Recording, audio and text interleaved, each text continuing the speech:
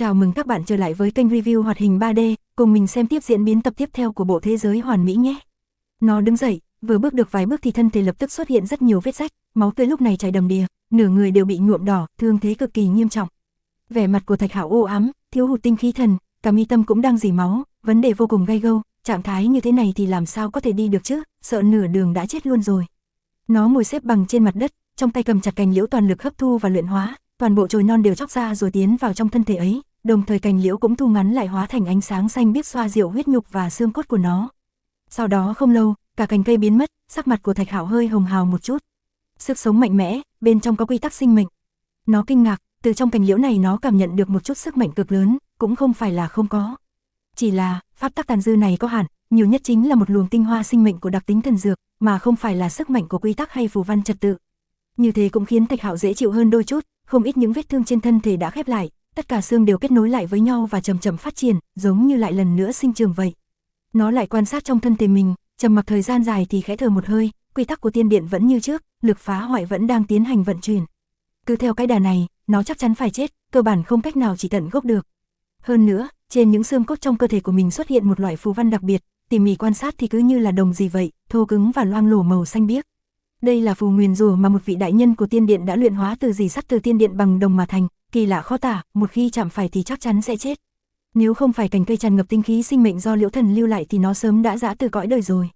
Nhưng mà, đoạn cây này cũng chỉ có thể gây dựng lại thân thể và xương cốt của nó chứ không thể nào chữa trị tận gốc được, cứ để thế này thì nó sẽ suy nhược rồi chết trong sự dày vò. Cả cành liễu đều đã bị luyện hóa cả rồi, tạm thời khí thức của ta hơi thịnh một chút thế nhưng thời gian không còn nhiều, nhất định phải nắm chặt. Nó lảo đảo bước đi, ở gần đó tìm được hộp báu đồng thau cùng với một binh khí đã tổn hại. Lần này, tổn thất rất nặng nề, chinh chiến và chém giết tới mức kia, cơ bản không có lựa chọn nào khác, ngay cả nó cũng phế bỏ, chí tôn cốt cũng đã nổ tung chứ đừng nói gì tới binh khí. Mỗi một bước đi thì nơi ngực của nó truyền tới cảm giác đau nhức, mồ hôi hột đầm đìa, chí tôn cốt vỡ nát nay mặc dù đã ghép lại với nhau, thế nhưng vẫn còn thiếu tới 1/3. Chuyện này vô cùng nghiêm trọng, năm đó khi nó mất đi chí tôn cốt suýt chút nữa thì chết đi, đây là cơ hội của nó, là căn cơ của đạo, nếu lần nữa mất đi khối cốt này thì tương đương với việc chém mất bản nguyên. Điều khiến nó vui mừng nhất chính là, tia thần huyết kia vẫn còn, cũng chính là máu đang tẩm bổ chí tôn cốt, nếu không, ngay cả thần huyết này cũng mất đi thì không cần nói thứ khác, Thạch Hạo tập tức khô héo rơi vào hoàn cảnh đáng sợ nhất. Khi nó còn nhỏ, từng trải qua, Thạch Hạo vừa đi vừa suy nghĩ, tự nhủ, Liễu Thần đã nói, trong cơ thể mình có thêm một khối cốt, nếu như tới cảnh giới nhất định thì sẽ trở thành ràng buộc. Nó đang suy nghĩ, có nên lưu thông chí tôn huyết tới toàn bộ các nơi trên cơ thể, không tầm bổ khối cốt này nữa mà dùng để rót lên trên mỗi một khối cốt. Đây là một ý nghĩ rất lớn mật, làm như thế chẳng khác gì từ bỏ khối chí tôn cốt này, sau cùng sẽ phát sinh chuyện gì, ai cũng không biết. Chỉ là, Thạch Hạo rất nhanh lắc đầu, thời gian của nó không nhiều, không chịu nổi sự dằn vặt như vậy, nếu làm thế thì nói không chừng sẽ chết ngay lập tức. Dù sao, chí tôn cốt rất quan trọng, là căn cơ của nó, nếu như làm bậy không tầm bổ thì nhất định sẽ xảy ra vấn đề lớn. Đi thôi, Thạch Hạo lảo đảo bước đi, sau khi bay lên trời cao thì nhằm về phương xa, khóe miệng của nó không ngừng chảy máu, chỉ cần hơi động thần lực thì cả người vô cùng đau nhức. Tình huống như thế này chẳng ổn chút nào, nó do dự, sợ chưa tìm được người thân thì đã chết rồi, cơ bản không tới được chỗ cần tới. Hả, người rời đi vừa nãy là ai? Rất giống Nhân Hoàng Thạch Quốc, có tin truyền tới, hắn đại chiến với thần cuối cùng trong 7 thần, từ Hỏa Quốc giết tới ngoại cảnh, hiện giờ không biết ở nơi nào, hắn lẽ nào thắng rồi. Có mấy tu sĩ đi ngang qua nơi này thì vô cùng khiếp sợ. Bọn họ hạ xuống Tam Sinh Sơn, tiến vào trong dãy núi thì lập tức ngây người, tàn tích sau trận đại chiến quá đáng sợ, rất nhiều ngọn núi hóa thành tro bụi, rất nhiều dãy núi bị phát nát, hiển nhiên đã xảy ra thần chiến. Trời ạ, lẽ nào Thạch Hạo thắng, giết chết tên thần mạnh nhất kia, là muốn nghịch thiên sao? Mấy người này chấn động, lộ vẻ không thể nào tin được. Thạch Hạo bay nhanh, đến cùng nó muốn đi đâu? Nó vừa rời khỏi Thạch Thôn trước đây không lâu, lúc này nó muốn nhìn thấy ba mẹ mình. Dù sao, ly biệt nhiều năm, sau này gặp lại thì ở cùng nhau không có bao nhiêu ngày, máu mù tình thâm, lúc này nó vô cùng khát vọng, hy vọng có thể gặp được ba mẹ chốc lát, sau đó là rời đi rồi tìm một chỗ tự mai táng chính mình. Nó chạy như bay, đầu tiên là muốn tới Hoàng cung Thạch Quốc, sử dụng tế đàn nơi đó thể truyền tống bản thân, nếu không khoảng cách xa như thế biết khi nào tới.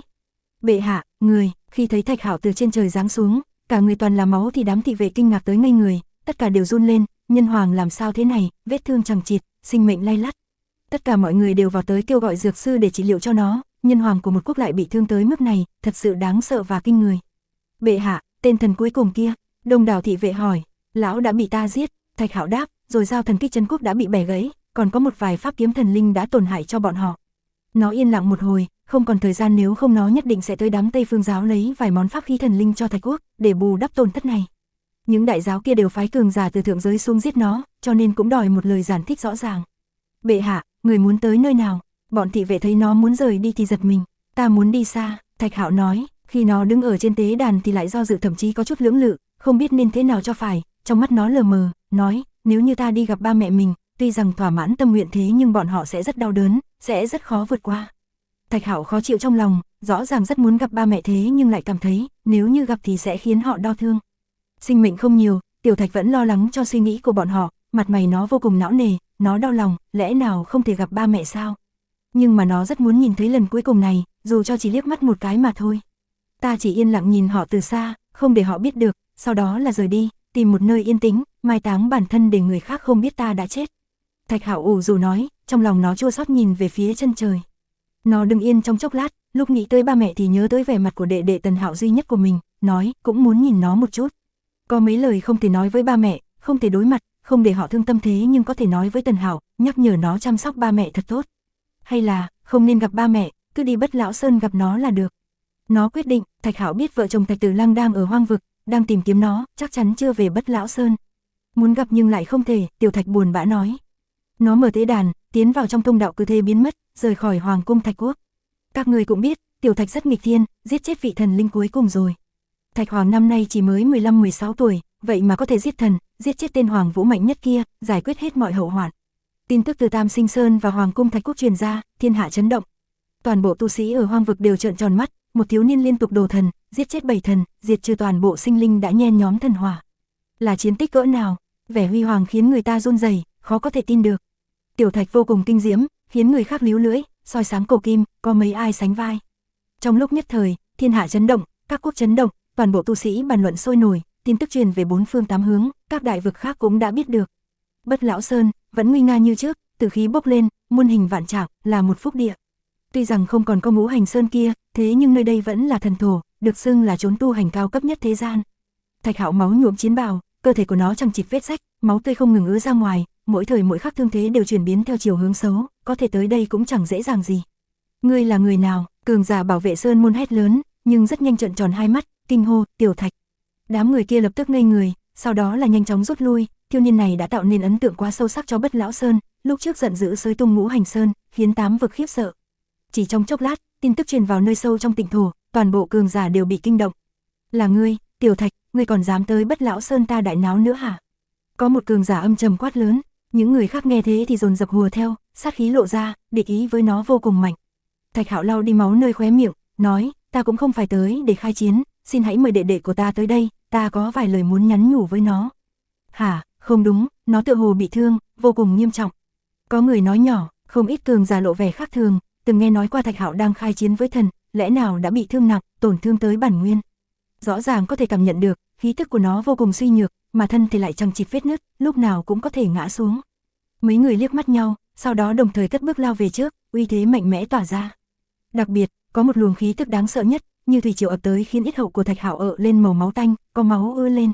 Bất Lão Sơn tuy rằng gặp nạn thế nhưng vẫn có tôn giả ẩn núp nên sống sót, lúc này uy thế cực thịnh, lấy khí thế ép mạnh xuống. Hắn đã bị thương, chúng ta cùng nhau diệt trừ hắn. Có người nhỏ giọng nói, lộ vẻ hưng phấn. Hơn nữa, tôn giả kia đã xuất hiện trong sơn môn, lạnh lùng nhìn nó. Ta nói rồi, không phải tới khai chiến với các ngươi, đừng nên ép ta. Thạch Hạo trầm giọng nói, lúc này nỗi lòng nó đầy phức tạp, mới vừa giết thần ấy vậy mà đám này lại lợi dụng sơ hở sao? Bầu không khí trở nên vi diệu, vô cùng căng thẳng. Một vài người của Bất Lão Sơn muốn nhân cơ hội này trấn áp nó, trên mặt lộ vẻ khác thường, trong lòng lại rung động, không ít người nóng lòng muốn thử. Tiểu Thạch, tình hình của ngươi không ổn, chẳng lẽ muốn chết sao? Có người cười lạnh nói, tới nước này mà còn muốn làm mưa làm gió ở Bất Lão Sơn ta. Tên tôn giả mang theo ý lạnh nói, từng bước áp sát tới, uy thế mạnh mẽ tỏa ra, chẳng hề thân thiện gì cả, bất cứ lúc nào cũng muốn ra tay. Hổ Lạc Đồng bằng lại bị cho bắt nạt, Thạch Hạo khẽ nói, nếu là ngày thường thì đám người này cơ bản không dám làm bậy. Hai hàng lông mày dựng thẳng, nói, ta nói rồi, ta tới gặp đệ đệ ta, chớ ép ta. Vị tôn giả kia hừ lạnh, nghĩ tới đại hận khi Thạch Hạo xới tung Bất Lão Sơn lên thì vẻ mặt càng u ám. Bọn họ tỏa ra uy thế để ép Thạch Hạo, áp lực cực lớn khiến khóe miệng Tiểu Thạch lại chảy máu lần hai. Hắn tiêu đời rồi, đèn đã cạn dầu, rất nhanh sẽ chết. Có người nói nhỏ, vô cùng phấn chấn, ta dù là bị thương thì cũng không phải loại người các ngươi có thể bắt nạt được, thần còn bị ta giết thì há lại để các ngươi làm càn. Thạch Hạo quát lên, cố nén đau nhức, khống chế trí tôn cốt, ầm một tiếng, vô số phù văn bay ra nhấn chìm đám người kia. Cùng lúc đó, nơi ngực của nó có máu chảy ra, đồng thời tiếng vang giòn tan nhẹ nhàng phát sinh, Chí Tôn cốt rớt xuống một miếng nhỏ. Đám người kia hoảng sợ, tất cả đều sợ hãi, bọn họ già nua không thể tả nổi. Thạch Hạo lướt tới phụ cân, nhấc tên tôn giả kia lên, 5 ngón tay dùng sức suýt chút nữa đã vặn gãy cổ của hắn, máu tươi chảy ra gần như khiến hắn ngất đi. Ta ngay cả thần còn dám giết, một tên tôn giả như ngươi mà cũng dám hó hé. Thạch Hạo nói tới đây thì hít sâu một hơi, dùng sức truyền âm vào trong, nói, đệ đệ, ra đây gặp mặt nào. Tên núi chập trùng, tử khí mịt mờ, Bất Lão Sơn nguy nga và hùng vĩ.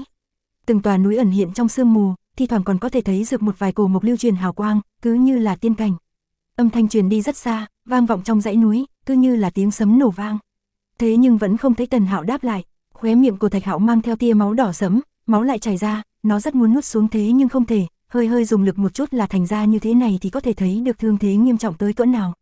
Xung quanh, mọi người lần nữa lộ vẻ khác thường, Tiểu Thạch sắp không xong rồi, nó cùng thần đại chiến nên trả giá nặng nề, hôm nay có thể sẽ chết đi. Có nghe đồn rằng hắn quyết đấu với vị thần mạnh nhất, lẽ nào đã thành công giết chết vị thần cuối cùng kia. Nghĩ tới khả năng này thì trong lòng người của Bất Lão Sơn rung động, cảm giác hồn phách như rung lên, chiến công đáng sợ biết bao khiến người khác khiếp sợ. Nếu là sự thật, tuyệt đối là kỳ tích, cũng chính vì vậy bọn họ càng thêm vững tin, Tiểu Thạch không còn sống lâu nữa, có thể chỉ cần thêm chút lực nữa là có thể cho nó ôm hận mà kết thúc. Một đám người liếc mắt nhìn nhau, ai cũng âm thầm tích trữ sức mạnh, nếu như cần dùng thì thời khắc mấu chốt sẽ liên thủ phát ra một đòn chí mạng. Thạch Hạo vẻ mặt lạnh lùng, ngón tay hơi dùng sức, cổ của tên tôn giả kia vang lên răng rắc, xương xuất hiện vết nứt, việc này khiến người khác sợ hãi tới biến sắc. Bất Lão Sơn chịu khổ quá nhiều rồi, nếu như tôn giả này lại chết đi thì bọn họ ở hạ giới thì chẳng còn chút lực uy hiếp nào nữa, không thể để xảy ra sai sót. Hoàng của Thạch tộc, đừng làm bậy, chuyện gì cũng phải từ từ. Một ông già hoảng hốt tiến lên chắp tay thỉnh tội, những người khác cũng thu lại khí tức rồi lùi lại sau. Tiểu Thạch mặc dù trọng thương thế nhưng nếu bất chấp giết chết tên tôn giả trong tay kia thì chẳng là vấn đề gì. Thạch Hạo ấn tay một cái, thần lực dân trào phong ấn lại tên tôn giả kia, khiến cho một thân sức mạnh tạm thời trở thành hư vô, đồng thời sắc mặt cũng vô cùng trắng bệch, cơ thể run run. Đệ ở đâu, ra gặp một lần. Thạch Hạo lần nữa truyền âm, vận dụng thần lực bản nguyên, trong cơ thể có xương cốt vang lên, rõ ràng đã nứt ra. Nó cứ như đồ sứ bị vỡ, tuy rằng đã được ghép lại với nhau thế nhưng chỉ hơi dụng sức là sẽ nứt ra, tạo nên tình hình vô cùng nguy hiểm. Tiếng xé gió truyền tới, một thiếu niên mặc pháp y thần linh màu bạc xuất hiện lăng không mà tới, chiến y trắng bạc phát sáng, khiến nó thần thánh và siêu nhiên. Nó chỉ 12-13 tuổi, tuổi cũng chẳng lớn thế nhưng lại vô cùng trầm tĩnh, hai mắt nhấp nháy là thần quang xuất hiện, tóc đen bay lượn, anh tuấn uy vũ, đó chính là Tần Hạo. Tần Hạo nhíu mày, nói, ngươi tới đây làm gì? Thạch Hạo áp chế thương thế, nói bọn họ rút đi, ta có lời muốn nói với đệ. Tần Hạo gật đầu, nói, theo ta vào Bất Lão Sơn. Một đám người tuy có địch ý thế nhưng lúc này cũng tự biết áp chế, không ai đi ngăn cản.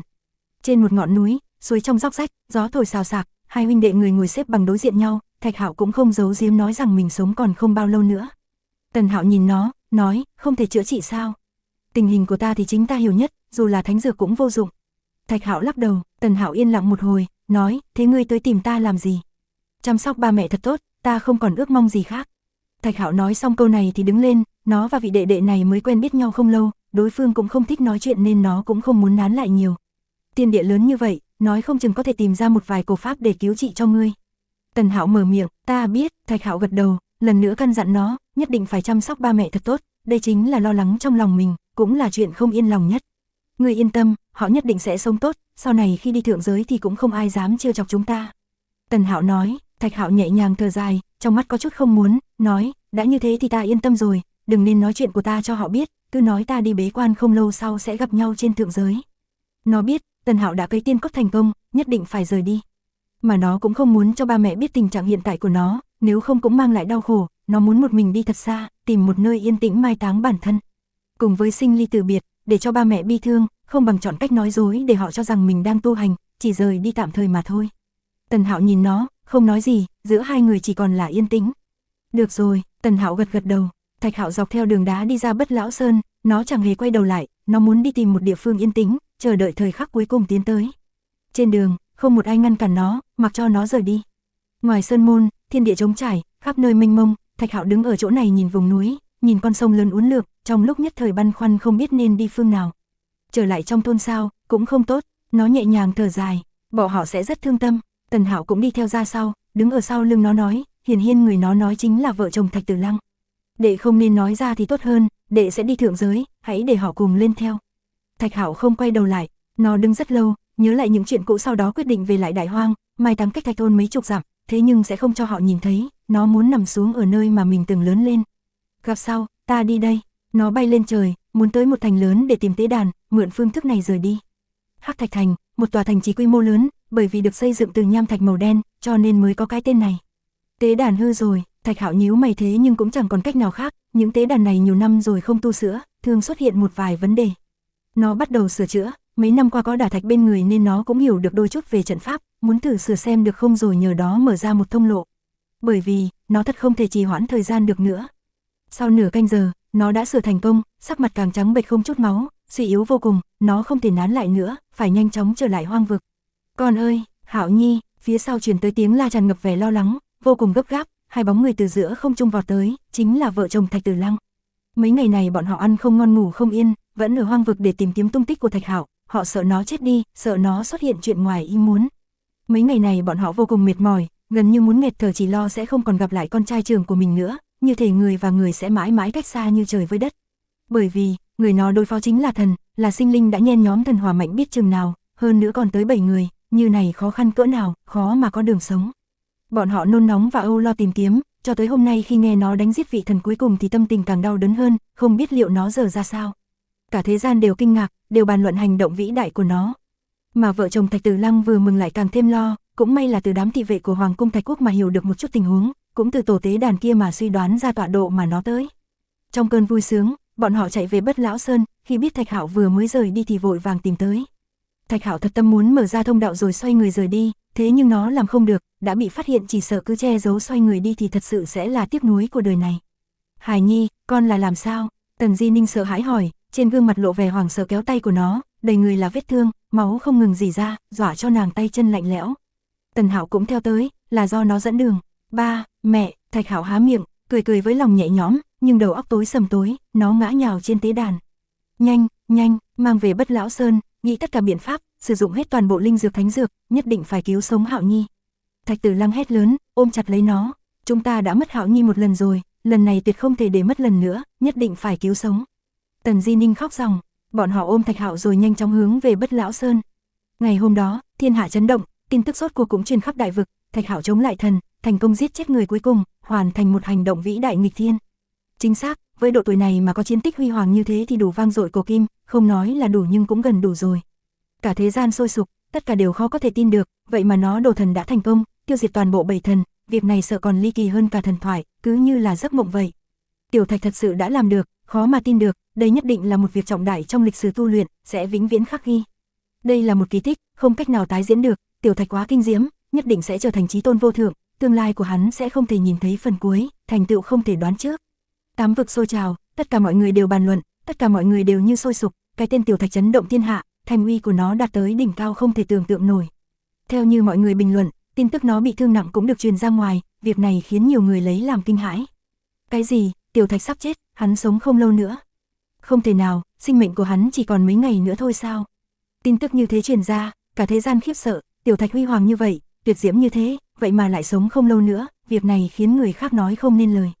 Qua đáng tiếc, qua nhiều năm như vậy thì mới xuất hiện một Tiểu Thạch như thế, nhưng chẳng mấy chốc sẽ chết đi, thiên đạo thật bất công mà. Thạch Hạo vì nghênh chiến 7 thần của thượng giới nên đã trọng thương, rất nhiều đạo thống muốn thể hiện sự tôn kính với nó, nếu như chết đi thì bọn rất thương nhớ. Thiên Đồ anh tài, hắn còn trẻ là vậy, thiên tư kinh thế, sao lại chết sớm được chứ? Có thật không đây? Rất nhiều người không muốn tin, thiếu niên như thế này cứ như là sao băng cuột khởi rọi sáng mặt đất, thế nhưng thời gian qua ngắn ngủi, kinh diễm là thế, có thể nào sẽ chết sớm? Khiến người khác thở dài tiếc nuối. Tin tức này không sai đâu, Tiểu Thạch quả đúng là gần chết rồi, thật là đáng tiếc. Hiện nay mấy vị lão vương của Thạch Quốc đang huy động mọi sức lực, thu thập các bảo dược trong thiên hạ cùng với phương pháp cứu trị, chỉ cần có thể cứu sống nó thì bọn họ đồng ý trả bất cứ giá nào. Khắp thiên hạ đều sôi trào, Tiểu Thạch chinh chiến tứ phương, tiêu diệt 7 tên thần, giải quyết mối họa cho hạ giới mà bản thân lại sắp chết, tất cả mọi người đều biết rõ, ai ai cũng bàn luận. Một ngày 2 đêm sau, Thạch Hạo mới từ trong cơn mê man tỉnh lại, nó rất nhanh hiểu được, ba mẹ đã cho nó nuốt giọt hoàng kim dịch của thần tụ Thái Dương kia, như thế mới tạm thời giữ lại hơi thở, nếu không nó đã chết rồi. Hạo Nhi, Tần Di Ninh khóc lớn, ôm đầu của nó, tới giờ, còn có biện pháp gì? Cơ bản bó tay hết cách, dựa theo kết quả của một vài cường giả cùng nhau suy diễn, dù là chân thần tới cũng khó mà cứu sống được nó. Tình hình của nó không ổn chút nào, nhiều nhất là sống được mấy ngày nữa. 2 ngày qua, cũng không biết có bao nhiêu dược sư tới đây, có cả thần y do Thạch Quốc mời tới, còn có nhiều người vì kính trọng hành động của Tiểu Thạch nên đã tự mình mời danh y tới hy vọng có thể cứu sống nó, nhưng đáng tiếc ai cũng đều bó tay, Cũng không phải là không có biện pháp, thế nhưng đánh đổi quá lớn. Một lão dược sư chờ sau khi mọi người đi hết mới nói cho vợ chồng Thạch Tử Lăng như thế. Xin lão tiên sinh hãy cứu lấy Hạo Nhi, bất luận đánh đổi thứ gì thì chúng ta cũng đồng ý cả. Tần Di Ninh khóc gào, không còn là một thánh nữ thông minh nữa là giờ là một người mẹ đơn thuần, nước mắt nhầy nhụa cả mặt. Ta khó nói lắm, lão dược sư thở dài lắc đầu nói. Xin thần y chỉ điểm, đừng kiêng kỵ gì cả, chúng ta nhất định sẽ dùng mọi khả năng để phối hợp. Thạch Tử Lăng gấp gáp nói, ta đã tìm hiểu, nhị công tử trong cơ thể đã cấy thành công một khối tiên cốt, cũng có thể cứu được Thạch Hoàng. Lão dược sư nói, cái gì? Sắc mặt của Tần Di Ninh càng tái nhợt hơn, ngay cả chén thuốc trên tay cũng rơi vỡ dưới mặt đất, âm thanh vỡ vụn lanh lảnh và chói tai. Trên mặt đất, dược thang văng tung tóe khắp nơi, trên mặt của Tần Di Ninh chẳng có chút màu máu nào, phương pháp cứu chữa này khiến trái tim của nàng như co thắt lại, muốn dùng khối cốt của con thứ để cứu con Trường, phải như thế nào? Thạch Tử Lăng cũng ngây người, từ từ ổn định lại nỗi lòng, nói, thần y, ngoài ra không còn cách nào nữa à? Trương Trọng lắc đầu, lão tuy y thuật cao siêu, cũng hiểu được bí pháp phù văn cao thâm thế nhưng, những thứ này cũng không cách nào chữa trị cho thương thế của Thạch Hạo được. Làm như vậy, có lẽ sẽ làm thương tổn rất lớn cho Tần Hạo. Tần Di Ninh run giọng nói, Trương Trọng không nói gì, muốn trị liệu cho Thạch Hạo chỉ có mỗi biện pháp kia, là phải cấy tiên cốt vào trong cơ thể nó. Thần y, thật không còn biện pháp nào khác ư? Thạch Tử Lăng nhíu mày, hắn tự nhiên hiểu rõ ý của đối phương, cái gọi là mượn tiên cốt chắc chắn chính là cây ghép thẳng vào luôn. Làm như thế thì quá mạo hiểm, đối với con thứ mà nói thì vô cùng nguy hiểm, nếu sơ sẩy ngoài ý muốn một cái là sẽ tiếc nuối cả đời.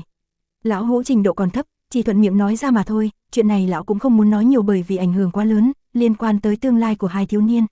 Sao lại như thế, tại sao lại tàn nhẫn như vậy, Hạo Nhi? Tần Di Ninh khóc lóc, vô cùng đau đớn, ôm chặt con trai trưởng đang nằm trên giường. Trạng thái của Thạch Hạo rất tệ, khi tỉnh khi mê, trong cơ thể có rất nhiều phù văn giống như dì xét đồng vậy khiến nó đau nhức, đang không ngừng nuốt chửng tính mạng của nó. Lúc này, ý chí tinh thần của nó đã ngăn cách với ngoại giới, chìm vào trạng thái hôn mê. Nếu như nguyên thủy chân cốt trong cơ thể của Thạch Hoàng không có tổn hại thì có thể tự mình trị liệu, nhưng đáng tiếc vấn đề xảy ra lại quá lớn. Trương Trọng nói, vấn đề lớn nhất trong cơ thể của Thạch Hạo chính là xuất hiện thêm một loại phù văn, mạnh mẽ tới mức khiến người khác sợ hãi, thứ này ngưng tụ với huyết nhục và xương cốt của nó, cơ bản không thể nào loại bỏ được. Không chỉ danh y Trương Trọng biết mà ngay cả vợ chồng Thạch Tử Lăng cũng rõ, ở hạ giới này không một ai có thể diệt trừ hoa văn quy tắc nguyền rủa này, đó chính là cốt văn cấm kỵ. Khối cốt trong cơ thể của Thạch Hoàng bị nát trăm ngàn mảnh rồi sau đó được ghép nối lại với nhau, nhưng vẫn thiếu sót tới 2/3, uy thế giảm mạnh. Trương Trọng lắc đầu, đây là sự thật, khối cốt trong cơ thể của Thạch Hạo bị phá hủy, phù văn phát ra không cách nào xóa đi loại nguyền rủa kia. Ở hạ giới này, ngay cả thần linh cũng không có thì còn sức mạnh nào có thể chống lại được nguyền rủa của vị đại nhân tiên điện kia. Huống hồ, phù văn này nằm dày đặc trong mỗi tấc huyết nhục xương cốt của Thạch Hạo, người ngoài ai dám làm bậy, một khi làm nó nổ tung thì sẽ khiến thân thể cũng hủy theo. Có thể, chỉ có khối tiên cốt kia cấy vào trong cơ thể của Thạch Hạo, hai bên hòa làm một thể, dù là phát huy cũng sẽ không đả thương tới bản thân, như vậy mới có thể tiêu diệt dấu ấn nguyền rủa kia. Quá tàn khốc mà, tâm của Tần Di Ninh run lên, lấy khối cốt của con trai thứ để cứu Thạch Hạo, đối với hai đứa bé này thì ai cũng có thể gặp phải nguy hiểm cả. Trong chớp mắt, nàng đau đớn vô cùng, vì sao tai họa như thế này lại ập tới với nàng. Thạch Tử Lăng hít sâu một hơi, cố gắng giữ cho mình bình tĩnh, nói, thần y, xin hãy nói cho ta biết, tính khả thi cao bao nhiêu, tính nguy hiểm tới chừng nào. Nếu như cái tiên cốt vào trong cơ thể của Thạch Hoàng thì tỷ lệ thành công tới 6-7 phần, có thể giúp người hồi phục lại như cũ đồng thời ngày sau có thể sở hữu thiên phú cái thế, công tham tạo hóa. Trương Trọng nói, chỉ 6-7 phần thôi sao? Thạch Tử Lăng cau mày, trong lòng nhấp nhô khó mà bình tĩnh được. Tỷ lệ 6-7 phần xem như là rất cao rồi đó. Trương Trọng nói sự thật, lão cũng không biết đưa ra điều suất gì, chỉ có thể nói sự thật như vậy. Tần Di Ninh nhắm mắt lại để bản thân tĩnh tâm, sau đó suy nghĩ thật cẩn thận, nói, thần y, cho ta biết, tính nguy hiểm đối với hai đứa nhỏ là bao nhiêu. Nghe được vấn đề này thì Trương Trọng cũng thở dài, nói, nếu như khối cốt này là của chính nhị công tử thì chắc chắn khi ta lấy xuống sẽ không chút tổn thương nào, sau đó là mượn dùng. Sư huynh của lão cũng có chút quan hệ với Bất Lão Sơn, khi cấy khối cốt này vào trong người Tần Hạo thì sư huynh lão cũng được mời tới để bảo vệ. Lão từ sư huynh của mình hiểu rõ một vài điều, khối cốt này tới từ thượng giới chỉ mới cấy vào trong cơ thể của Tần Hạo không lâu như vậy có chút nguy hiểm.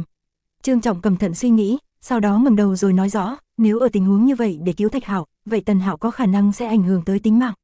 3 phần sẽ chết, 7 phần sẽ không có việc gì. Đây là kết luận sau khi lão suy nghĩ thật kỹ, tỷ lệ thành công xem như là rất cao, chủ yếu là do Tần Hạo từ khi lớn lên tinh lực bản thân rất sung túc, thêm nữa thiên tư của nó hơn người, cho nên mới có kết quả này. Nhưng vẫn có tính mạo hiểm, việc này khiến vợ chồng Thạch Tử Lăng cau mày, trong lòng không yên. Ba mẹ, không cần cứu con mà phải làm như thế. Thạch Hạo sau một hồi tỉnh lại thì nghe được cuộc hội thoại của mấy người, lập tức trong lòng chấn động, với tâm tính của nó mà nói, làm sao có khả năng sẽ để người khác cứu chữa như thế. Chuyện này là một bất công với Tần Hạo, nó không muốn như thế, dù có ép buộc thì nó cũng không chấp thuận, chấp nhận cái chết. Tần Di Ninh khóc ròng, ôm chặt cánh tay của nó, ly biệt nhiều năm thì mới có thể đoàn tụ với con trai trường, có thể nói là đoàn viên không bao lâu nhưng lại xảy ra kiếp nạn như thế này. Đến cùng phải làm sao đây? Làm sao mới có thể cứu được Trường Tử? Trong lúc nhất thời nàng khó có thể lựa chọn, bởi vì môi hở thì răng lạnh. Sau đó không lâu, Thạch Hạo lần nữa ngất đi, nó thật sự quá suy yếu, ăn vào các bảo dược, lại dùng linh dịch để ngâm mình cũng chỉ có thể tạm thời giữ lại tính mạng cho nó.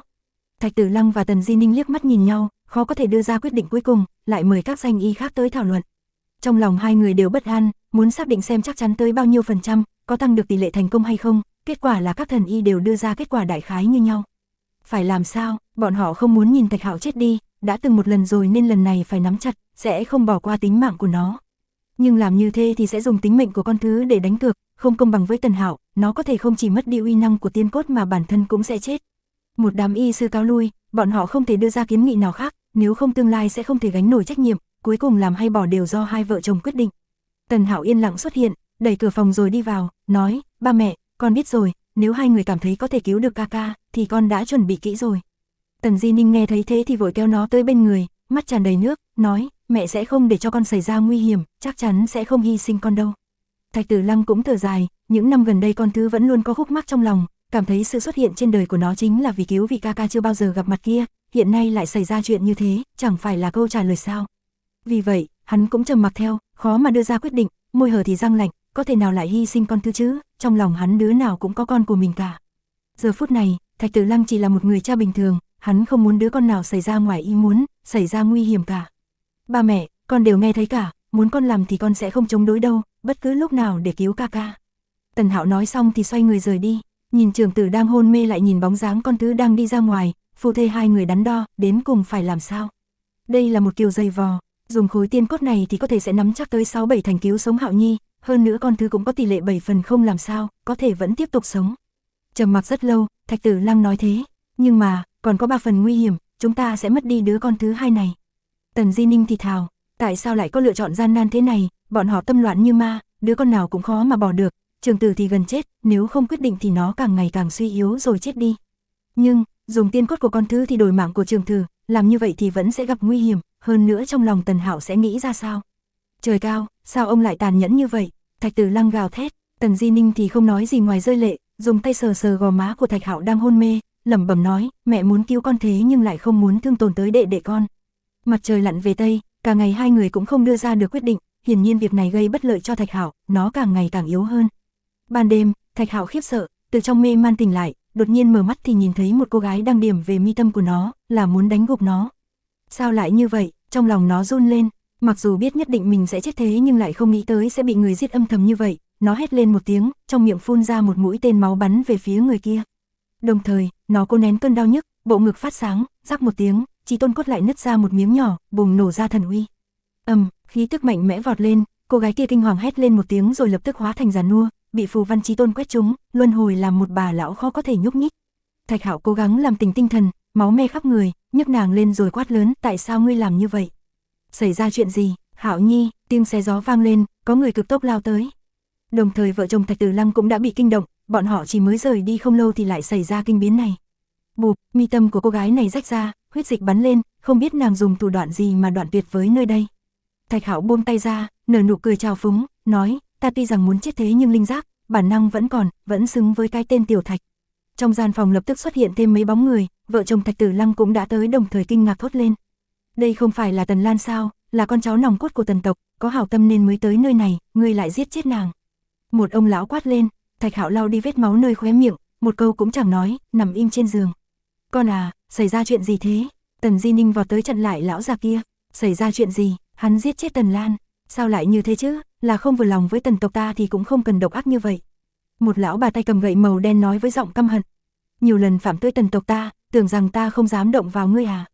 Tên còn lại cũng lạnh giọng nói, ba mẹ, đưa con về lại Thạch Quốc đi, để con ung dung và vẻ vang trong sự ra đi, cũng không cần minh bạch hay là không minh bạch gì. Thạch Hạo bình tĩnh nói. Vợ chồng Thạch Tử Lăng nghe thấy thế thì biến sắc, con à, để con chịu oan ức rồi, con trách chúng ta sao? Tần Di Ninh đứng dậy, con mắt đỏ lên, sau đó là căm tức nhìn đám người Tần tộc. Các ngươi đều cút ra ngoài cho ta. Thạch Tử Lăng nổi giận, một cước đá thi thể cô gái trên mặt đất bay ra ngoài. Vợ chồng Thạch Tử Lăng đều hiểu, những người này nhất định đã nghe được tin tức, sợ sẽ lấy tiên cốt trồng vào trong cơ thể của Thạch Hạo nên muốn giết chết nó. Tử Lăng, người có ý gì? Một ông lão mở miệng, vẻ mặt không được vui, nói, chính trưởng tử của ngươi xuất thủ giết đi con cháu nòng cốt của bộ tộc, ngươi còn chửi với chúng ta à? Đều cút ra ngoài cho ta. Thạch Tử Lăng quát lên, hắn làm sao mà không biết chứ, nếu không phải Thạch Hạo vẫn còn linh giác, bị giật mình tỉnh lại thì đã bị hại chết ở đây rồi. Thạch Tử Lăng, ngươi chưa có quá phận, trưởng tử của ngươi giết con cháu tộc ta, ngươi không trừng phạt thì thôi ấy, vậy mà còn nói như thế, hơi quá phận rồi đấy. Lão cầm gậy gỗ âm trầm nói. Cút. Thạch Tử Lăng nổi giận đùng đùng, trưởng tử đang hấp hối gần như sắp chết vậy mà còn bị người khác hại, may là không sao nhưng cũng khiến hắn giận điếng người. Keng, một tiếng, trong tay của hắn xuất hiện một thanh chiến mâu hoàng kim, gân xanh hai tay nổi lên, dùng sức nắm thật chặt, hiện giờ không cần giải thích gì cả, hắn không tiếc một trận chiến. Ngươi còn muốn động võ? Vãi lão già trầm mặt xuống, có hai người uy hiếp ép về trước, đều cút hết cho ta, các ngươi đi hết ra cho ta. Tần Di Ninh cũng nổi giận, mày ngài dựng thẳng, mắt hạnh trợn tròn, chỉ thẳng mặt tất cả mọi người, mắng, Hạo Nhi nếu như tổn thương tới một sợi tóc, Bất Lão Sơn ở hạ giới này cũng đừng tồn tại nữa. Những người này vẻ mặt lạnh lẽo, trong lòng tuy giận thế nhưng đều nhẫn. Bởi vì thân phận của Tần Di Ninh chẳng bình thường, hiện giờ nhất hệ của nàng đã giành phần thắng ở thượng giới nên nắm giữ tất cả. Ngoài ra, Tần Hạo cũng đã cây tiên cốt thành công, dù sao cũng là con của nàng, tương lai sẽ đăng lên ngôi vị trí tôn. Trong phòng yên tĩnh, những người kia rút lui, một chiếc đồng thau treo lơ lửng, dưới ánh nến rất tối tăm. Thạch Hạo lại hôn mê, mỗi lần tỉnh lại thì chỉ trong chốc lát, sự nghiêm trọng càng ngày càng tăng. Thạch Tử Lăng ngồi bên giường trầm mặc không nói lời nào, đến tột cùng phải làm sao đây? Thời gian không còn nhiều nữa, không thể trì hoãn nữa, thời gian trôi đi thì thân thể của Hạo Nhi càng suy yếu hơn, mỗi thời mỗi khắc qua đi thì sinh mệnh càng ít đi. Giọng nói của Thạch Tử Lăng khàn khàn, vô cùng đau đớn, con mắt mang theo tia máu, đột nhiên hắn đứng thẳng lên. Chàng muốn làm gì thế, đi lấy khôi cốt của đứa nhỏ kia sao? Nó sẽ nghĩ như thế nào đây, hơn nữa sẽ có thể chết, dùng tính mạng của nó để đổi lấy tính mạng cho anh mình sao? Tần Di Ninh với dòng lệ nóng hỏi. Lẽ nào trơ mắt nhìn Hạo Nhi chết sao? Thời gian càng trôi thì nó sẽ yếu đi không ít, đã kéo dài cả ngày rồi. Thạch Tử Lăng buồn khổ nhìn ra ngoài cửa sổ, bóng đêm mông lung ánh sao mờ ảo, một đám mây đen thổi qua thì càng khiến thêm một ngạt hơn. Ánh nến lờ mờ, Thạch Hạo đang nằm trên giường sắc mặt tái nhợt, hai mắt nhắm nghiền, thân thể gần như không trụ nổi. Thạch Tử Lăng nắm chặt nắm đấm, nói, không được, nhất định phải cứu sống Hạo Nhi. Năm đó chúng ta đã phụ nó một lần rồi, lúc đó nó còn nhỏ không ai bên cạnh, một mình ở Võ Vương phủ trải qua sự việc đó, suy nhược gần như chết. Sau đó, chúng ta lại để nó ở Thạch thôn, chưa từng hoàn thành nghĩa vụ của người ba người mẹ. Những năm gần đây, thành tựu mà nó đạt được thì đều do bản thân nỗ lực mà thành, tuổi nhỏ, một mình rời khỏi Thạch thôn, trong đại hoang thì đối mặt với những hung thú, cường địch, từng bước chinh chiến, cuối cùng là quật khởi. Thạch Tử Lăng hít sâu một hơi, nói, nó nhìn như huy hoàng, uy chấn thiên hạ thế nhưng nó lại trải qua biết bao nhiêu khổ cực. Đó chính là kết quả mà nó tranh đấu để đạt được, mà chúng ta đã làm được gì? Chưa hề bảo vệ nó, không làm tròn nghĩa vụ ba mẹ, chẳng vì nó làm thứ gì cả. Tần Di Ninh rơi lệ, ngồi trước giường vuốt nhẹ cánh tay của Thạch Hạo, cảm nhận hơi thở mong manh của nó, càng ngày càng suy yếu, trong lòng càng đau buồn hơn. Trưởng tử chưa bao giờ hận họ, một mình giết tới Tần tộc là để cứu họ thoát vây, không tiếc mà huyết chiến với một trong những đại giáo mạnh mẽ nhất, là Bất Lão Sơn. Tần Di Ninh run giọng nói, thế thì làm thế nào đây? Vận mệnh của Hạo Nhi biết bao thăng trầm, mà lần này lẽ nào không còn biện pháp nào khác sao? Lấy khôi cốt trong cơ thể của đứa nhỏ kia thì cũng có nguy cơ bị chết, như thế tàn nhẫn biết chừng nào. Chúng ta đã mất Hạo Nhi một lần trước không bảo vệ tốt cho nó, không có làm tốt nghĩa vụ của người làm ba mẹ. Lần này lẽ nào còn muốn trơ mắt nhìn nó qua đời sao?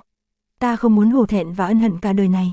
Trong mắt Thạch Tử Lăng càng nhiều tơ máu hơn, nhưng mà, đứa nhỏ kia chàng tính ra sao? Như thế bất công và tàn nhẫn cỡ nào chứ? Tần Di Ninh nói, mặc kệ, con thư có oán hận gì thì kệ, cứu Hạo Nhi quan trọng hơn, nếu không thì nó sẽ chết. Thạch Tử Lăng làm sao không biết hậu quả của việc làm như vậy. Ba muốn lấy khối cốt của con thật ư? Cửa phòng bị đẩy ra, Tần Hạo xuất hiện, sắc mặt rất bình tĩnh, hai con mắt sâu thẳm, đứng nơi đó chứ không bước lại gần. Thạch Tử Lăng há miệng thế nhưng nói không nên lời. Có thể, ba, mẹ, hai người nếu thấy như vậy có thể cứu được ca ca, thì cứ tới lấy khối cốt của con đi. Tần Hạo nói, con ngoan, con đừng nghĩ nhiều, ở trong lòng chúng ta con và ca ca con đều vô cùng quan trọng, sẽ không hy sinh con đâu. Tần Di Ninh rơi lệ nói, vô cùng đau đớn. Chiến Vương, Minh Vương, Bằng Cửu tới từ Hoang vực Thạch Quốc tới bái phỏng, xin hãy mở sơn môn. Đang lúc này, âm thanh chấn động truyền vào sâu bên trong Bất Lão Sơn, hiển nhiên là cao thủ cảnh giới tôn giả, chấn động khiến gió lớn xuất hiện. Báo, người của Thạch Quốc đã tới, có tới 3 vị tôn giả. Có người bẩm báo, rất nhiều người trong Bất Lão Sơn biến sắc, thời đại không có thần, tôn giả cũng rất khó gặp được, vậy mà Thạch Quốc liền xuất hiện 3 đại tôn giả, khiến người khác rung động không thôi. Các vương Thạch Quốc giá lâm, là muốn nhằm vào chúng ta sao? Một bà lão tay cầm cây gỗ sắc mặt vẫn âm u như trước, cảm thấy có gì không đúng lắm. Nơi sơn môn, đám Minh Vương, Chiến Vương, còn có Bằng Cửu đứng thành hình chữ nhất, phía sau bọn họ có rất nhiều cường giả, tất cả đều là vương hầu, thân mang chiến giáp, hào quang lấp lánh, mà mỗi người đều ôm ít nhất một hộp gỗ được bảo dược. Người xưng Bằng Vương chính là chỉ Bằng Cửu, là đích thân Thạch Hạo phong cho. Chư vương, mời vào. Cuối cùng, Tần tộc mở ra sơn môn tiếp đón bọn họ vào trong, họ lường trước được đám người này tới là vì Thạch Hạo chứ không phải tới chinh chiến gì. Nhưng mà, đám người của Bất Lão Sơn lại rất hoảng sợ, ba đại tôn giả lĩnh quân lưng đều đeo pháp khí thần linh, vô cùng mạnh mẽ, nếu như làm căng lên thì hậu quả khó lường. Mà sau lưng bọn họ cũng không phải là những quân lính tầm thường, tất cả đều là vương hầu, một nhóm cường giả cùng xuất hiện như vậy tuyệt đối có thể tiêu diệt một đại giáo. Sau khi Thạch Hạo gặp chuyện thì đám chiến vương, bằng cửu phát động tất cả lực lượng, thu thập toàn bộ đan phương cổ và thỉnh cầu thánh dược ở các đại giáo với bất kể giá nào, chỉ cần chữa khỏi cho Thạch Hạo thì giá gì cũng đồng ý. Hiện tại, bọn họ mang rất nhiều đan dược, thậm chí còn mang tới một cây thánh dược chính là muốn bảo vệ mạng sống của Thạch Hạo. Nên biết, thánh dược ở trong thiên hạ ít trong ít, chỉ có Thái Cổ Thần Sơn cùng với truyền thừa Bất Hủ Tây Phương giáo đầy cá biệt thì mới có một cây mà thôi. Có thể suy ra được, đám bằng cửu đã đánh đổi cỡ nào thì mới có thể mang tới một cây như vậy. Cho tới các loại linh đan khác thì đếm không xuể, góp lại thành một đống lớn, chẳng giống là dược mà y như là một túi lương thực vậy. Bệ hạ, nhân hoàng, mấy vị lão vương thấy sắc mặt trắng bệch của Thạch Hạo thì lời nói đều run lên, nước mắt gần như rớt xuống, đây là tiểu Thạch uy chấn thiên hạ đây sao? Cả người đều là thương tích, cứ như gốm sứ rạn nứt lúc nào cũng dài thể, không hề có chút màu máu nào. Đây nếu so với Tư Thái Thần võ chỉ điểm Giang Sơn, anh Tư bộc phát khi xưa thì hoàn toàn kém xa. Ngày đó, Thạch Hạo không màng nguy hiểm tới tính mạng, một người xông vào trong hoàng cung để giải cứu Thanh Phong cùng với mấy vị lão vương, cho nên họ mới có cơ hội sống tới giờ, sau đó bản thân nó không ngừng khai chiến với thần cho nên mới tới một bước này. Bệ hạ, người nhất định phải chịu đựng, sống sót. Một vị lão vương nói, trong phòng đứng đầy người, tất cả đều là vương hầu tới từ Thạch Quốc, nhưng Thạch Hạo vẫn nhắm chặt mắt, vẫn rơi vào tình trạng hôn mê. Lấy chén tới, hòa tan nửa viên thánh dược này. Chiến vương mở miệng, ngoại trừ một cây thánh dược ra thì bọn họ còn mang tới nửa viên thánh dược nắm giữ thần liệu.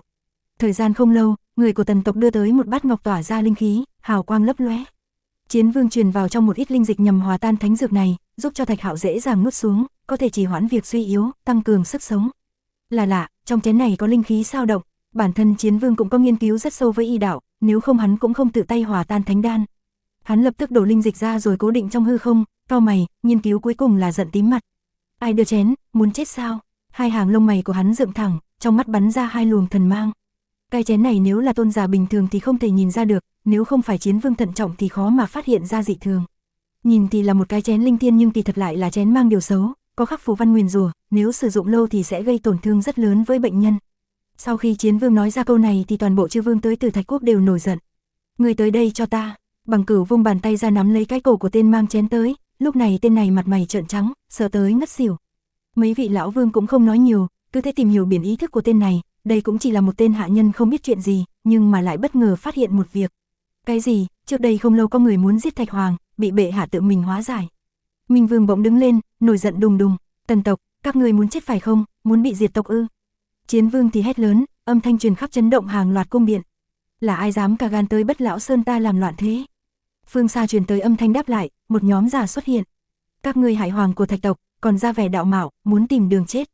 Một vương hầu vẫn tính là tuổi trẻ quát lên, tộc ta hảo tâm cứu trợ tiểu Thạch, bọn ngươi không báo đáp mà còn vu oan như vậy, là đạo lý gì hả? Bà lão cầm gậy gỗ trong tay âm trầm nói, cứu trợ chó má gì? Bằng Cửu hét, trực tiếp ra tay, nói, chỉ riêng dám gọi nhân hoàng Thạch Quốc ta là tiểu Thạch thì liền biết lòng dạ của ngươi thế nào rồi. Hắn hóa ra một móng vuốt vòng óng và sắc bén vô cùng to lớn, lập tức bao phủ nơi đây. Ngươi dám? Lão bà hiển nhiên có thân phận không bình thường, gậy gỗ vung lên, đây là một bảo cụ, muốn chống lại. Ta có gì mà không dám? Bằng Vương quát lớn, bằng trào màu vàng hạ xuống đánh gãy cây gậy gỗ kia rồi bắt lấy bà ta cứ như chụp lấy một con gà con, khiến bà ta suýt nữa thì tắt thở. Làm càn, một luồng uy thế khổng lồ vọt tới, tôn giả của Tần tộc ra tay. Ngươi mới làm càn, Minh Vương ra tay đẩy lui hắn lại. Bất Lão Sơn, các ngươi dám làm loạn như vậy, còn không phải lần đầu đâu, đến tột cùng đã làm gì với Thạch Hoàng của Thạch tộc ta, muốn diệt tộc à? Chiến vương càng ngang tàng giống lớn, chấn động toàn bộ Bất Lão Sơn. Vợ chồng Thạch Tử Lăng đứng trước giường bảo vệ Thạch Hạo, cũng không ngăn cản bọn họ, hai người cũng nổi giận, không nghĩ rằng đám người này lại âm thầm làm hại, dám làm như vậy.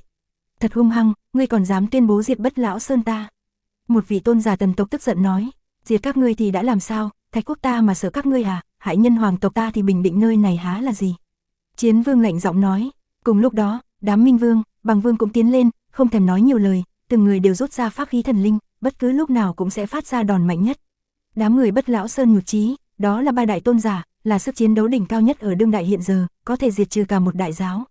Đến đây là hết tập 118 của bộ Thế giới hoàn mỹ, hãy đăng ký kênh để nhận thông báo sớm nhất cho tập tiếp theo nhé.